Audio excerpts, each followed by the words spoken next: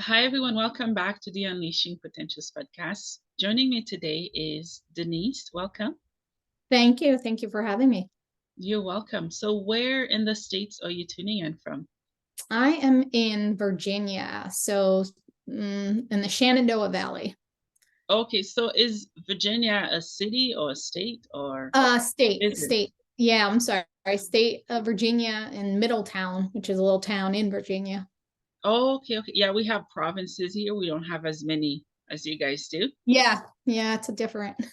Yeah.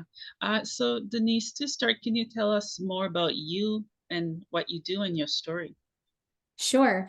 Well, about me is that I guess it's my story too. I faced a lot of forms of abuse growing up, even the most horrendous that you can imagine.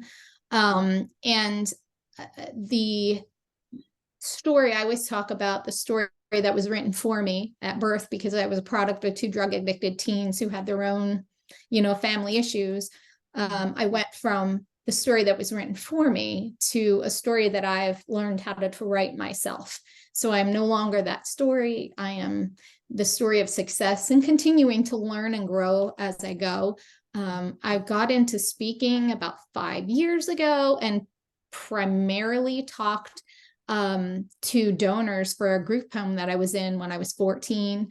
And it kind of expanded from there. I had a lot of people come up to me year after year saying, we'd love for you to just talk. And so I've expanded that, and I'm kind of on my journey to be able to motivate, be there for other people, share my experience and successes. That's awesome. That's beautiful to hear. So let's rewind a little bit. We won't stay there Sure. for long. Sure. Tell me more of what was your childhood like, and what was your experience, and how has it impacted you today? Oh, sure. So, as I said, I'm a product of two drug addicted teens. Mhm. My mother was 16 and addicted to cocaine and obviously drinking, and it's back in the 70s. My father was 18 and a heroin addict. I grew up back and forth in kinship care, which kinship care, if you're not familiar, is basically foster care, but you're placed from a family court within your own family, which for me wasn't the best either because there was a cycle of abuse that continued. Um, at an early age, my mother would tell me that she only had me because she was date raped. Obviously, when I didn't know that, like I remember vividly at 4, she told me, and I didn't know what that meant. But year after year, as you get older and you hear it constantly, you learn. The type of abuses that I had faced were at the horrendous point was that my mother actually used me as payment for her drug addiction. So and my memory goes back to about when I was 3, 4 years old. They kind of blend. But for me, I remember specific details, wall color, the architecture of things, sights, sounds. I have all that sensory that is just still embedded in me. As I said, she was addicted to drugs, so I would run into the verbal and emotional cut down of how unwanted, that I didn't matter, that she hated me, and that was from, again, I remember that from the beginning, even up until about 2014 was the last time that I listened to that and I deleted.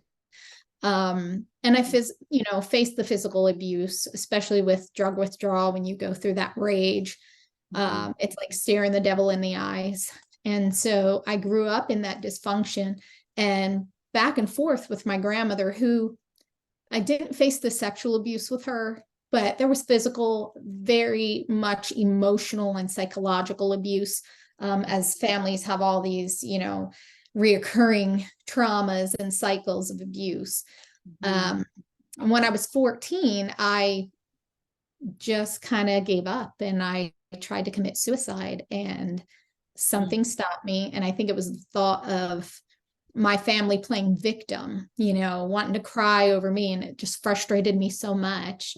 And I found just this enough courage to, when the police came to my school, tell them I'm not going home. And I was brought to a group home where I went from, I say this with all honesty, I grew up being just something, something that would pay for the drug addiction, something that you could take out all the rage, the blame, everything. And when I walked into this group home, I became someone. And at 14, it's taken me, I'm 48. So at 14, I became someone, and I've just been learning and growing and learning and growing. I've had a lot of fails, but I just pick up and I learn from it, keep going. And at times it's still difficult. Trauma, I don't think ever leaves you.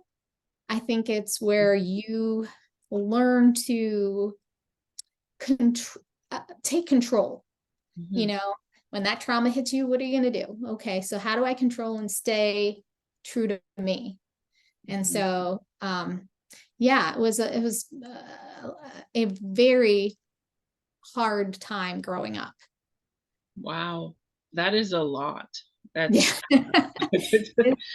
Whew, what a powerful woman you are to have Thank you. overcome all of that.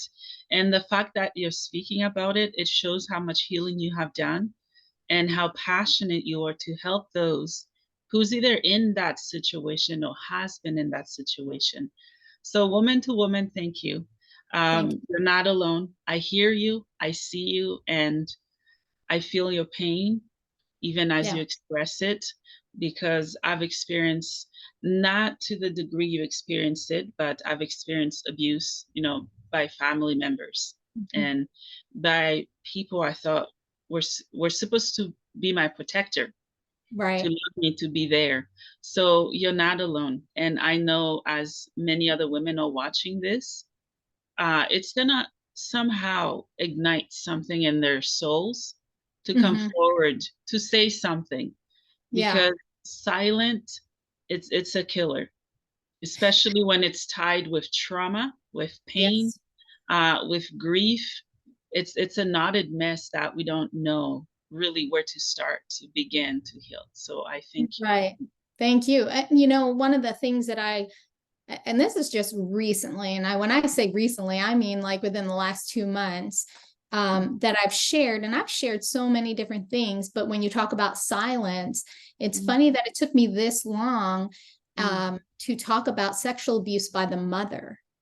And I think that there's so many women out there who, and men at that, but women who have been sexually abused by their own mothers.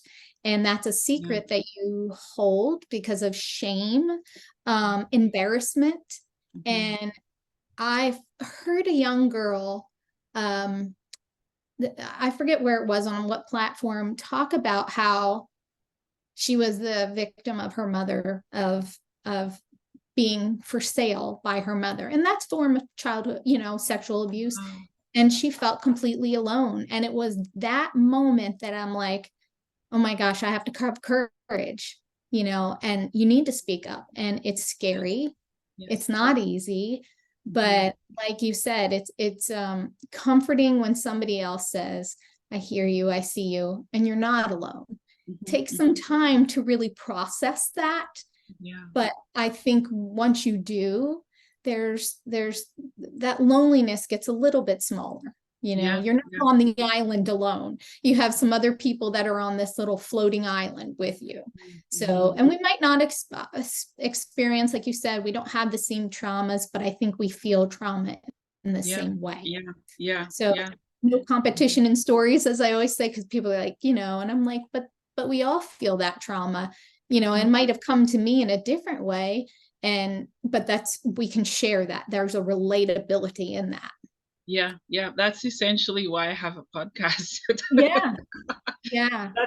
That's all, because people ask me, which topics do you talk about? Every topics. Why? Because I can. Right? I don't fit into a niche or a box, because that's why. Because it can be similar. We can come as women to share, as men to share, whoever to share. Right. Yeah, it's a beautiful thing, and it's a healing thing too. It helps you. I know it's helped me tremendously. It's given me courage. And that silence, I'm breaking it every day. I'm learning a little bit more to, chip at that and say, here I am. Yeah, that's my logo on the podcast, Healing Yes. Together. Yeah. That's right. Healing Together. Yeah. I swear I started it. It's my intuition speaking to me. How are we gonna heal together? I don't know, but that's what the logo is gonna be. That's what it is. Yeah. And I Um, love it. Thank you. Oh my, I can only imagine being abused by a mother. Yeah. It breaks my heart that a mother could do that. Um, Yeah. yeah, it Yeah. leaves me speechless because as a mother, I would want to protect my child, not cause them harm. Right. And I have two kids myself. And people used to say, give them what you've never had. And it's Mhm. funny because used to get so angry at that. I'm like, how do I give them something I've never had if I've never had it and I don't know? Yeah. And my daughter said something. I never shared my story with my daughter. And I said on her 18th birthday, she can ask me anything. And of course I said, I'll answer you with what I'm comfortable answering you. Now she'll be Mhm. 20. So I've kind of like, she's gotten to that Yeah. mature point. But Yeah. one of the things that she said to me really kind of like it gets me because she said, I explained to her, she said, how do you think you got through this? And I said, one of the things that I learned from my counselor and group home case manager was shift your focus. Actually, she would say to me all the time, could you look around you? Because there are so many people that care about you and want to see you do well. And I think the problem is that as kids and even adults who face trauma, we're Mhm. so focused on it because we don't know how to shift it. And Mhm. once she said that and I learned it, and even in going back, I realized, wow, hindsight 2020. But for me, shifted my focus and I saw teachers. These were the ones that I'm with 5 days a week. It was my safety place. And I found that I learned how to be essentially a mom, but a better human being, which helped me to be a mom because of them. And as we're having this conversation in the car, my daughter said, just vividly, she was like, I'm so happy. I'm so glad that they raised you that way because I'm so happy about my life and how you raised me. And so that's like a testament as to the trauma that you face and not realizing that you yourself can change that. You can be a better mom. And I mean, I'm by myself. I have a husband who's awesome, but I don't Mhm. have family, but I've chosen family. But yeah, I can't, as I look at my kids and I think I couldn't even imagine anything telling them or hitting them or Yeah. exposing them to anything. And it floors me. So I realized that yes, I'm giving them everything I never had, even though I didn't know that. Mhm. So Mhm. yeah. Yeah. Yeah. Yeah. I love that. Phew. That's pretty powerful what she said, eh? Yeah. I mean, like I almost ran Oh. off the road. I was like, and it just stuck with me. And every time that I know this sounds silly, but every time that I start to question myself and my abilities, I'm like, oh no, I got a kid who keeps telling me that I'm doing it right. I mean, we all are on a learning curve where, no Yeah. manual, as they say, for parents, but um the possibility of doing so much better and Mhm. defying the odds and becoming something that you never in your life thought you can do. And yeah, that's powerful. And it makes me so happy every time I think about it. And I think, oh, I'm doing Yeah. it wrong. I'm like, no, no, I'm doing Yeah. something right. Yeah. Yeah. And as mothers, we need to give ourselves the grace that we deserve, Yes. because we Yes, I can be agree. so hard on ourselves. But it's beautiful to have our kids there to remind us of the true beauty and creation of life and what Right. to make of it. They're a constant reminder, and it's so beautiful. Yes, absolutely. I mean, I'm excited to see how far she goes and the things that, she achieves in life. Hmm. Hmm. In your opinion, how can women continue to break their silence when it comes to any types of abuse? I think to each woman, it's going to be different. But Mhm. I do think that the more we all speak up and Yeah. say, it's not easy. I mean, I worked my ass off to get where I am. So it's not a handed tool. Mhm. Um, I think that we just need to shift our focus. Mhm. So I listen to motivational compilations. Something I do for myself is I walk on the treadmill. I'm not a runner, but Mhm. every morning it's kind of my space where I walk on the treadmill. And I just came across, like in January, listening to YouTube and Mhm. motivational speakers and different things like a podcast. Mhm. And I heard Denzel Washington, and he said something where when he was saying it, I felt like he was having a conversation with me. So it wasn't about everybody else. It was almost like a conversation back and forth, not I'm preaching to you, I'm doing this. It was like a true and honest conversation. And it was at a commencement speech that he had. And one of the things he said was, when you fall forward. And Ooh. so I think that as we're learning to find our voice, there Mhm. are going to be multiple times where we're going to fall. And but I think what we need to recognize is that anytime we take that step of finding that, of being able to even break that little bit of silence, we're Mhm. falling forward. We're Mhm. still making progress. And so I think that having a community of women who share these experiences and say, hey, you know, it's out there. We don't share, our traumas aren't the same. However, again, that silence is deafening. And so I think being able to see that someone else has started that process and said, and honestly saying, it is not easy and it's okay if it's scary, and it's okay to stumble, and it's okay at times to be frozen in the same spot. But Mhm. just remember that where you were is not where you are, and you're Mhm. not where that you're going to be. Like I always say, Mhm. I'm not where I was, but I'm not where I want to be yet. Mhm. Mhm. And so I Yeah. think that's what we have to drive ourselves to. And it's that community of other women saying, Mhm. hey, it's Mhm. okay, Yeah. but Yeah. having the conversation, like we're having this conversation, it's a beautiful thing, because we're not I find that the conversations, or being able to speak for me, being a speaker, I want somebody to have the speaking as I'm talking to them. I'm not preaching to them. I'm not, in this room full of people. I want them to hear me speak to Mhm. them. Like we're in this, because that's helpful to me. I want to know that I can talk back and forth to someone, or at least hear someone. Mhm. And so I think hopefully the women who are watching, even men, that they Mhm. hear this and they hear a conversation.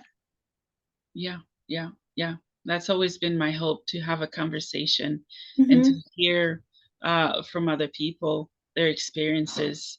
Um, because if someone hasn't been through something, they're sharing or talking about it, I don't really get interested. But if someone Mm-hmm. has been through something and they're sharing their testimony and experience, I'm hooked. I want to hear more. I want to listen. Right. Yeah. Mhm. Yeah. I think, and that's it. It's but it gives you power. It just gives you that power. As a Yeah. person who's listening too, I get power just from hearing someone else. When you shared, that you've experienced some of these things, I'm all tuned. I'm like, so tell me about it. Let Yeah. me hear, Yeah. Yeah. Um, but I think that helps us too, Mhm. Mhm. having the Yeah. conversation. Yeah. Yeah. Also, I know from my own experience, most women, they do feel that they deserved what happened to them. Oh, yeah. They're less than. They're not much of a woman. They're cowards, weak. All those labels that we put on ourselves. How can we begin to remove those, because they're toxic and they're Oh, suffocating yeah. us? Oh, absolutely. It's funny that you say that, or not funny. Mhm. Something in a lot of the speeches that I did for the group home I was in for the fundraising, I Mhm. said, you know, as growing up, and I think this can translate. I mean, I'll be honest, I don't have the experience of domestic dispute. I am completely blessed with an incredible husband. Um, Mhm. I'll be honest with you. I think there's a little bit of struggle. He grew up in a very secure, normal environment, so he's had to learn some of the things that that come Mhm. along with me. Yeah. But as I grew up, and something with the abuse, especially the sexual abuse, it Mm. was so drilled into us that that is normal. That's what keeps us silent. It is Mm. our fault. That's what keeps us silent. And I think it takes that repetitive um, speak from someone to share and say, it is not your fault. And I Mhm. know for me, my case manager at the group home, whom I love dearly, and actually she's still in my life from the time I was 14, and here I am at 48. Um, Wow. one of the things that she constantly said to me, even though I never shared everything, because again, I still lived with that, I deserved it. Mhm. It was my fault. And, you know, this is normal. This is a normal relationship. Mhm. She would constantly tell me, it's not your fault. Just Yeah. understand it's not your fault. Yeah. She didn't know, but the fact that somebody can say, look, it's not your fault. And you hear it so much, it's almost like the same thing where you were drilled that it is your fault. You have to retrain to say, oh, no, Mhm. it really isn't my fault. I Mhm. also think that, again, and I'm not in a domestic, um, you know, situation. I do have a best friend that is experiencing that. And from the outside, it's hard because I've overcome. Mhm. But I think the only way that I can support her is just to be someone who listens, to remind her it's not her fault, that Mhm. she's doing an excellent job, and that I'm here. You know, Mhm. I'm here. All I can do is, you know, I can't change the situation for her, but I Mhm. do believe that just saying that you are not, this is not your fault, and I'm supporting you, I'm here behind you, um because Mhm. it is on the outside too, it's really hard to see that. And to, she'll always ask me, you know, do you think I'm wrong? Do you think I'm wrong? There's that second guessing. Yeah. And no, no, you're not wrong. You Mhm. know that you deserve so much better. But I think it takes individually us to come to that before we can actually make that, you know, hurdle. And Mhm. it's just a learning process. And it sucks that sometimes it takes us so long. Mhm. Mhm. Yeah. But when you get it, you get it. Mhm. And again, fall forward. Mhm. Yeah. Your friend must be very lucky to have you as a friend, as a shoulder to lean on, and as a support system and someone that she can come to and talk to without judgments. Right. I find that society do normalize the stuff we're talking about. Right. There's Right. nothing normal about our freedom, free will, and bodies being taken advantage of. It's Yeah. messed up. It's not normal. It's screwed up. And I'm happy women like you and myself can sit sit in our pain with each other and speak our truth and speak in a way that will move other women as well. There's nothing normal about that at all. And No. it saddened me that that's what it has come to, unfortunately. It's normal. And Yeah. so many women, they just stay silent. I probably at work, I know there's been stuff, I don't watch the news much, Oh, but women at work being treated, you know, yeah. taking advantage of, even the way people look at them at work and how they talk to them and so on. It's just sickening at times. It's funny because I've experienced this week. And as I went away, and it was, we see different versions of people. So, and Yeah. I'll say this, that her husband, the version that we see is obviously not the version that she sees, but I obviously know Yeah. because I've heard the video recordings. And it kind of goes with the whole abuse thing too. Even when I was growing up, oh, they couldn't believe it because people put on these different versions of us. This Hmm. week, when I did the fundraiser, it was a young man. I could be his mom. And it's interesting that, and this young man is he works at some place and in a position. And I found a lot of things being condescending in Mm. the way that I have. I'm a product of a drug addicted mother, father. So I have the dyslexia, I have ADHD, I have auditory processing, I even have mild hearing loss. So I'm combined in dealing with trauma and this and this. So my version in other situations are very it's just you lose confidence. You're trying to figure out where it is that I fit in. Yeah. And I think that when you lose that confidence, it's easy to allow someone to be condescending. And even at, this half my age, obviously other people see him in a different version, and that's what they need. Mhm. Um, but it takes away your power to Mhm. be comfortable because there's consequences, right? And so yeah, I see that happening a lot where women are treated so differently than men. And we're just trying to find our way to survive even our own internal things, even our own personal traumas. And now here we are on the outside trying to make it. I it's hard. It's hard, and I feel like things are going backwards too, as you know. I Yeah. Yeah. watching the news too, but reality is what it is. And Mhm. I think now more so than ever is when we too need to find that confidence and break the silence.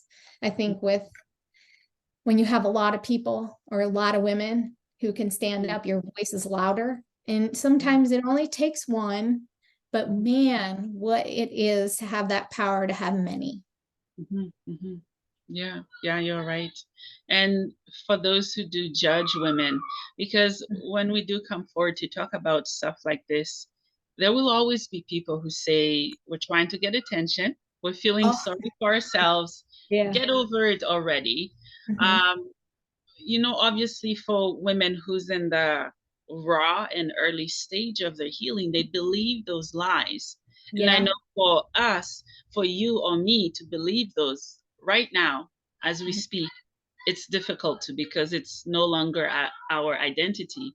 We don't Right. tie that to who we are anymore. Um, Right. yeah, yeah. What are your thoughts on, on people, you sort of explain it, but on people who's doing that to women and men that are they're trying to speak, but they're being shut off before they can even speak. You mean the people who are doing it to us or us being able to have the No, ability? yeah, yeah. It's just the people who criticize women. An Um, example, I'll give you mine. When I started my podcast, I started talking about my mental health and other stuff. It's like, she's crazy. What is she talking about? Not knowing what I'm doing. Those yeah. kind of people who they're just there to criticize and diminish people. That's their job. Um, They just sit there to do that. yeah. So I've had it in different areas. And again, I went away for this trip to support a fundraiser for the group home, and it was following about 100 and something bicyclists all the way down to New Jersey. I was put into a group of people that I don't know, and when you don't know someone, you are trying to be people pleaser, even though we who have, well, we're working through our trauma. We're not going to be that way. It doesn't matter how far we've come with our overcoming trauma, or you go from victim to victor, we still get put in that situation. It still happens. Mhm. And it's interesting enough that it happened, at least that's how I I took a situation, there were two situations, same person, woman. Mm. And it was, if I said something, it was drama. And I'm thinking, and I learned something about myself then. Mhm. I, once again, something that I heard was, you know what, that's a you problem. That's not a me problem. Mm. Yeah. And that's a new experience for me. I can't say that I'm not gonna fall from it, but Mhm. I know I'm gonna fall forward. I think it's learning to, there's the what will people think and what will people say when you're sharing, like you share, Mhm. you're worried about, well, what will people say about me doing that? Oh, they're calling me attention getting, they're calling me this, or they're calling me that. And it's hard not to fall into that trap. Mhm. But again, I think having a community of other adults who have faced similar, and it doesn't have to be similar, but relatable. They can feel the trauma, they can feel. And when you find your voice and now you have somebody criticizing you, you need to kind of band together and remind yourself that, I think this is what helped me. I just said, I have to find my voice because I'm helping someone else. If I Mhm. don't do it, they're going to be alone. So I Mhm. kind of made myself that person who will work through it because there's someone counting on me or relying on me. And it Mhm. kind of gave me that accountability. Now, I don't know if there's other people out there, but I have to really believe that someone else might be looking at me Mhm. and saying, gosh, she can do it. I know I'm not alone, right?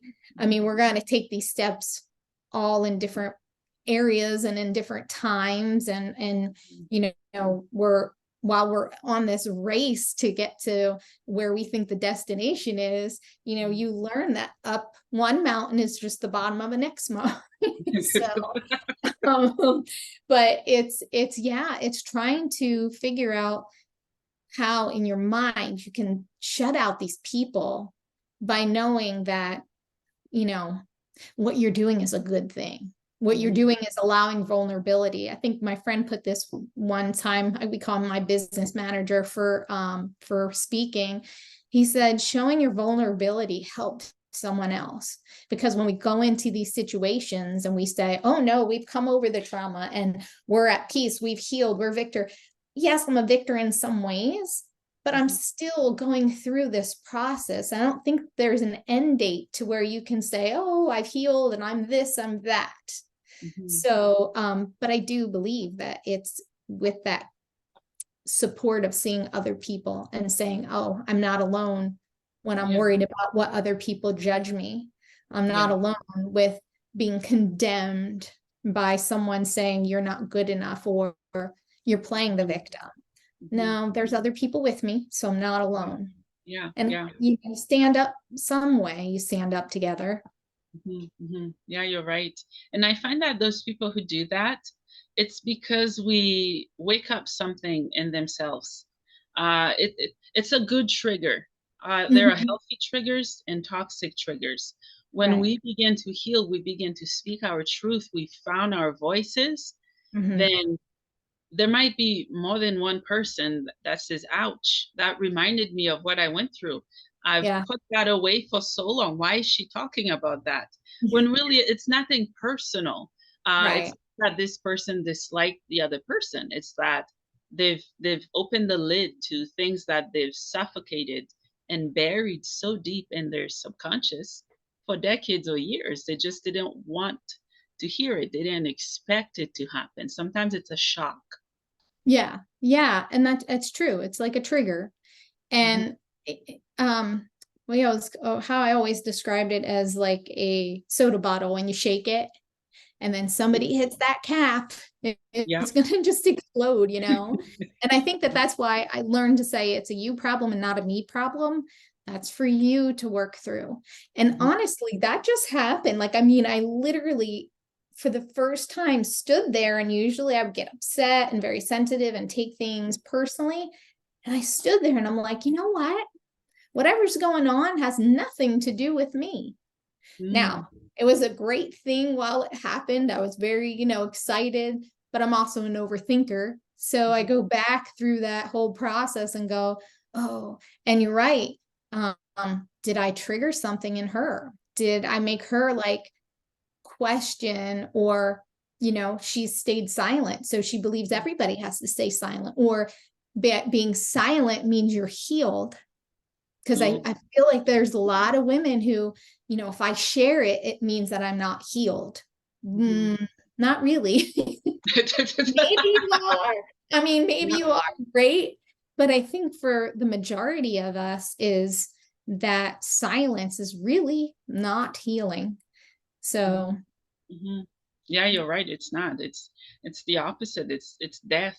It's it kills dreams. It's just destroyed quite a bit when we stay silent.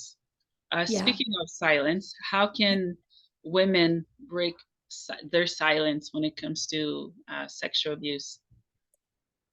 Um, that's really hard, especially like I say, I've talked about, the molestation Yeah. later in my life. I obviously kept quiet about it because I felt judged, and still, like, I mean, up until my 30s, kind of kept quiet and just would allow the speaking of physical abuse. Mhm. Um, I think it's a slow process. I think it's one that is okay to say it's scary, Mhm. and it's just little steps at a time. um Breaking the yeah, it's really like such a hard thing to do with that sexual abuse. And again, I'll go back to the mother sexual abuse. I mean, geez, but it doesn't matter who it is, any kind of like, you know sexual abuse, whether you're a child or even an adult. It's Mhm. I don't know that there's a really good answer. I Yeah, think yeah. it's going to be community. I think Mhm. it's going to be finding a person that you feel comfortable sharing it with. And as you are comfortable sharing it, I think you take that control and the ability to find groups like this, like your podcast, and say, okay, you know what? I'm safe here and I can talk about it. And the more that we share in those safe spaces, the more we grow into this confidence of, it is not my fault. I'm going to share it with somebody else so that they can hear, somebody who's putting a face to something that's horrific. Yeah. So I think it's really finding that safe spot. And Mhm. like your podcast is a perfect example of knowing, here's a safe spot. No judgment, no whatever. You're going to hear it's not your fault. And Yeah. even though like you can be told it's not your fault for decades, Mhm. it's going to take it somebody. I find this people have to be see in us something that we don't see in ourselves Mhm. to help us to get to that point. Like the people saw things in me that I didn't until I could see it myself. Mhm. So I think it's the support of a community of women saying, you know what, it's okay, it's not your fault. And then it's going to be in your timing that Mhm. you feel, oh, I get it. Mhm. Oh, you're right. Mhm. Um, but I think we're going to still continue to have that bit of silence every once in a while, because I know sometimes I clench up. Yeah. um, Mhm. but it's the support of another community that makes that clench kind of loosen up again, and Mhm. breathing, because you're suffocated, as you say. So wow, in this environment I can breathe, and they just need to breathe. Mhm. So Mhm. Yeah, you're right. Um, I know we're in different country, different yeah, legislation. yeah. In your opinion, how can government help women? I'm Wow. thinking so. Yeah, yeah. uh, I live in a country where right now I'm not sure that there's even an answer. It's terrifying down here. um I don't know. Yeah, I don't even know if I have an answer. I know that I think that's what's helpful to me, and I see obviously you go on to certain platforms, and I'm a scroller of TikTok. I'm it's not a big thing. But what is very what gives me hope is that it's not just women. There you have men who are saying this is not okay for them. This is not okay. Yeah. And I think that within time, our voices are going to be even louder as men and women come together. And I think we need to, yeah, it's such a tricky thing down here in the States. It's kind of scary. I just think we need to have people probably in elected positions that see us again as an equal and not as something that we're not, because it does end up, you start to regress and close off again because you feel that the support you need is not there. So yeah, that's a tough one to say, government here in the US. Yeah. But I'm gonna just be hopeful, because I see, like, I think these younger generations, they're loud and proud. So Oh, we are. hopefully we'll Yeah. start, that this is going to be this. So Yeah. yeah, I think we need a little bit of a shake up to remind everybody who we are, That's what I'm doing. Earthquakes. we need Yeah, it. yeah. I mean it this time. Yeah. Um, well, for me, what I think governments could do is to let us speak for ourselves versus having people to speak for us. Yeah, Because the people who's making decisions behind their desk, or wherever they are, wherever they make, wear their suits and make the decisions, yeah. do they have victims there? I don't know. Why not? I don't know. They should, yes, right? And it's like frontline workers. Put us in the front so we can show you what we've Yeah, been through, and to let survivors be part of communities. They don't right. necessarily need a license or degrees. And some of the most profound experiences come from people with what society deemed to be uneducated, right? Yeah, For me, I don't have degrees. I do not care to have any or one, or to be yeah. put in a hierarchy or a stage. I don't care. I just want to share and help people, right? It's for governments to listen, because Hmm. why speak for us? We have mouths, we have hearts, we can feel, we can talk, we can do all that just to allow us to do it. Yeah, it's funny that you said that about degrees, because I don't either. And I know that so many times I'm intimidated by people who have degrees. And Mm, I'm constant, and this is something I still work on, because I get in situations where I'm on a board for a nonprofit, and what I bring to it, it's for the group home I was in, so, or the shelter as they call it now. What I mm, bring is my experience, my lived experience. mhm, But I only have that lived experience. No one on the board has that lived experience within this group home. But all of the members are very well educated. They come from business backgrounds. And not that they say to me ever, because they've never said, you're not worthy to be here. Because mhm, I mean, they embrace me, but mhm, something that I think we have to learn, those of us who, like you said, we need to find our voices, and it's okay not to have the degree, is mhm, because that our lived experience is just as important as somebody else's degree, because we have mhm. a degree already. It's just not in paper. We have the degree of this lived experience, this trauma experience.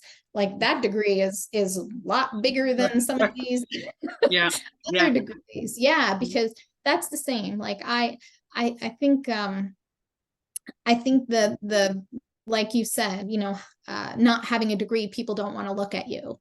yeah, And yeah, so yeah. I think that the way that we make change is to see us as a degree, you know, Yeah, we've that, graduated. yeah, exactly. We've Yeah, got that master's degree. yeah. And those Yeah. people who have degrees, it doesn't mean they are necessarily educated. Some of the Right. most ignorant people, they have 10, 15 degrees. I don't care how educated someone is. If they don't have the comprehension to treat someone as a human being, as someone Hmm. who's hurting, and like, what's the point, right? Right. And Right. I can understand you being intimidated. I Yes. used to be, and it took a Yeah. lot of work for me, right? It Yeah. went back to low self-esteem, unworthy. I'm like, wait a minute. I am none of those things. Yeah. I don't care what's on paper. I mean, I respect people with degrees. So I'm not bashing people for their Right. education. It's just to see people for who they are, Right. not for having a piece of paper that says that's what they've achieved. Because all Right. of us have overcome so many obstacles in life in our very own ways, and it shouldn't be compared how we do that, how we live life. Yeah, and that's one of the things that I'm working on right now. Like that is an area in my life where it's a work in progress. And Mhm. every time I get intimidated, I think again, here's Denzel Washington saying fall forward, fall forward. But I think I'm actually in the right arena with the board of directors that I'm on with. Mhm. Because yes, they're very well educated, but not one has ever come across to me as saying I'm more educated than you. Um, Yeah, yeah, I still feel that personally, but that's something that's about me, not about them. yeah, yeah. But I'm learning, as you said, like this is my learning, is that they have said to me, I'm learning from you. There are things that I've been able to share with them that aside that they don't have the experience and have the education or the degree for. So Yeah, yeah. I'm learning that, and I'm in a very great group of men and women, but it's still something that I think individually where we have to work on becoming more confident. Like you're confident, I want that. So I look at you and I'm like, okay, that's what I want. I want that. I want that confidence, and I'm going to get it someday. And Mhm, mhm, this is great because when I hear you speak like that, I'm going to remember that. And I'm going to mhm, remember, well, there's somebody else with my degree. You know what I mean? mhm, mhm. We have our own course and our own degree, Yeah. Um, Mhm. but yeah, I think that that's something that is a work in progress for me. But so I thank you for sharing that for you, Mhm. because that's going to help me. You're welcome. You're welcome. Yeah, because everything that I've been through, there are no degrees that any man can write to validate the pain and trauma and Hmm. the heavy burdens I had to carry. Uh, and no man that could clarify for me what I had to process and how I had to process it. But yes, it is an internal battle and something Hmm. we have to face, and know that it's okay to feel those feelings, know that Yeah. they're healthy. And I think sometimes our emotions or lessons, they're not meant to punish us, they're meant to teach us how we can process them and go to the next level. Right, right. Oh, I agree. Mhm. For sure. I mean, emotions have definitely wreaked havoc on me this week, but yeah, I'm learning and growing from it too. I think it's a roller coaster too with emotions. We're going to be on the peak up here and we're going to drop down again. But yeah, learn and grow for sure. Yeah, yeah. What are your thoughts on therapy? Oh, I'm all for it. So I have a daughter who, again, I mean, I'm, as she says, I'm great being a mom, but she deals with a lot of anxiety and depression. And I think, especially with COVID, a lot of these, especially youth, even adults like myself, like it hit us so much Mhm. that she has a therapist. I'm like, no, I think it's healthy. I think it's so healthy to be able to say it's okay to talk to someone. It was voodoo for so long that, oh, you're going to a therapist. And I love my husband like to death. But I think that's one of the areas where that, he doesn't see that. But I mean, I think he's coming along. But I think again, when you've not experienced that type of trauma. He was in the military, so I know he's got some there, but men and probably work differently, and some women. Yeah. But therapy for sure. I was in and out for years. Unfortunately, my insurance doesn't really help us, and where I live, there's not a lot of resource. But I made sure that my daughter had it. I know I probably should have it too, but I am all for speaking with someone, even if, like my daughter, she tells me she has a great childhood and a great home. That's great. But I know that there are things that, she needs to speak with someone else and get someone else's opinion, or get someone else's guidance and have someone else hear her. So no, I am so 100% therapy, so 100%. It's one of those where, people look at it and go, oh, well, I've done therapy. Yeah, I have too, but I know I need it. So I think it's one of those where you're never too young and you're never too old to continue or have therapy. Yeah, yeah, and it can be terrifying for some, right? To have to air out their mess and chaos to a complete stranger. But Yeah, yeah, they're not bad people. They're there to support and help us. right. They're not gonna judge and criticize us. They're there to listen. If we look at it that way, then I think we could all benefit from having therapists. Oh, sure, absolutely. And I know for me, I think some of the hardships with therapy, and I'm going to say young or old, is that, we don't have enough mental health care right now. There's not a lot of access to it, whether it be insurance access, or even like where I live, my insurance isn't here, or my insurance is a little bit. I think that that's like one of the things where you have to change sometimes. So you're starting all over from the beginning. You're trying to, again, establish a relationship.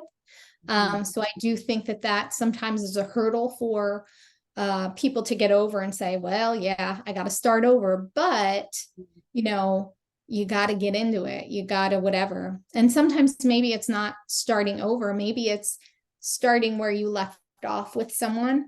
And then, as you're going through it, that cycle of what had, your backstory will come in there.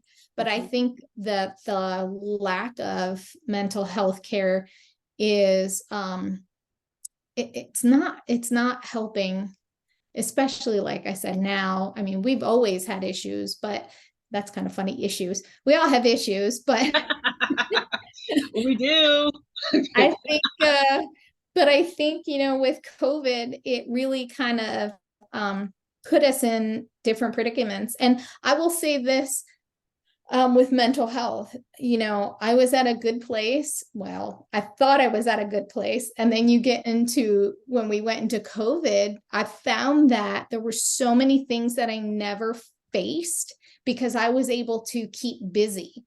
So when you realize that you can't keep busy in something like COVID and being isolated, man, does that make you face things that you never thought you would face?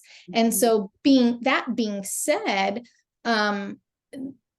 you need, and I didn't have, and thankfully I have, some supports in place, but that isolation, and I'm sure it continues for some people, man, that is more of a reason to need someone to talk to need that therapy to go to, because those of us who may have thought we got through stuff really haven't. And we're like, oh, that's a new spot I need to go and get help with. So yeah, mental health is, I don't know, hopefully someday we'll all wake up and realize, yeah, we all need it. Yeah, you're right. I'm diagnosed with multiple diagnoses, apparently. So yeah, I'm a huge advocate for mental health, also other illnesses as well, right? My Yeah. mom, she passed from cancer, and I know Uh, there are stigmas around people living with cancer, and yeah. it doesn't help them feel any better that people are treating them as dead already. Oh When yeah. there are so many survivors, why cast shadows upon them while they're suffering. But those are Yeah. few of the many things I talk about. Oh yeah. Yeah, absolutely. Yes, there's a lot of diagnoses in my house too. And it's like, but that's a personal thing too. You experience it in all different ways. And no one has the right to tell us, Mhm, how we should feel. Because mhm, this is how I feel, whether you feel it or not. This is how I feel. And I need somebody to talk to. mhm. So yeah, I agree with that. Yeah, yeah. And I always tell people, I told myself that for years. I obviously respect doctors and healthcare professionals and what they're doing. Accept the help. Do not let the labels or diagnosis become your identity. Yeah. I have mental health issues I'm diagnosed with. Is that who I am? Absolutely not. Can I be different or separate from it? Yes. Is it my identity? No. Right. Right? It's separating it. Yeah, I have yeah, I've dealt with depression, so I've had, the depression and the anxiety disorders. Um Mhm, it's yeah, you kind of at points do make it identify you, and you allow other people to look at you with that label on mhm, it.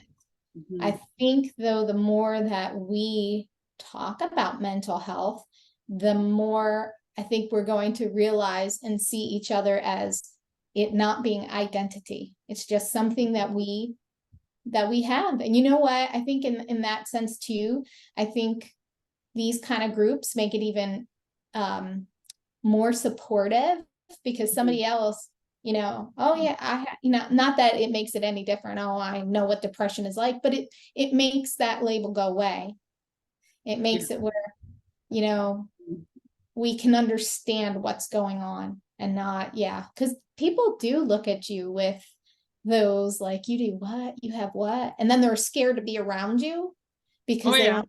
Oh yeah, yeah, Yeah. they're well, I can't, she's got this. So, Mhm, oh, I grew up like that. People would see me, obviously, when I was growing up, they didn't have the labels. mhm, Well, technically, they didn't have the labels, but mhm. I think that people, adults, that were in more stable conditions, looked at your condition, and there's got to be something wrong with you, that, they identified you as something that you weren't because of. Oh yeah. So, Yeah. The media does a good job at that. oh yeah, I have schizophrenia, and for okay, years I was very ashamed, disgusted to say this is what I have. And it took yeah, a lot of healing. Why? Because the news do somehow find the time to pay people to film people who is probably 1 or 2% of schizophrenics slashing people. Right? yeah, I can't even kill a bug. If I see an ant or bug, I put it outside. How am I right, going to hurt or harm people? Right? It's yeah, just, it's crippling. But I choose years ago to not let it define me or cripple me, because my family know who I am, and mhm, very deep inside I knew who I was, but I wasn't willing to accept it because those were the labels that were put on me, so I accepted them. So no yeah. more. No more. That's No more. great. I mean, Yeah. that's very helpful. I'm sure that's going to help somebody else who sees that. And I will say, for me, you're right. The media portrays it in certain ways, and if you don't know any better, that's what you assume. And Mhm, so, yeah, I think that that's really important to know, that there's, like, my son has autism. He's not one thing. There's, mhm, this whole spectrum. And yes, mhm, has a diagnosis, but it doesn't define him on any level. mhm, So, mhm, yeah, it's mhm. pretty interesting. Yeah, yeah, yeah. Well, do you have any final thoughts, anything you'd like to share before we wrap up this amazing episode? I'm blown away by being able to have the conversation, by being able to share in the story of trauma and the road to healing from, for women who were, I mean, I can only talk an experience. So women who were sexually abused by their family member, Mhm. slash mother. Mhm. And you know, being able to do that. And I guess my final thing is that, you know, everything is possible, and don't, you know, don't allow the stigmas to make you who other people think. We allow our being to be what we think other people think we should be. Mhm. And I Mhm. think we need to learn that um, we are who we are, and to learn and grow from it and be confident. Mhm. So change your view, just change the view that you see. Mhm. Mhm. Yeah, I love that. And to change your perspective.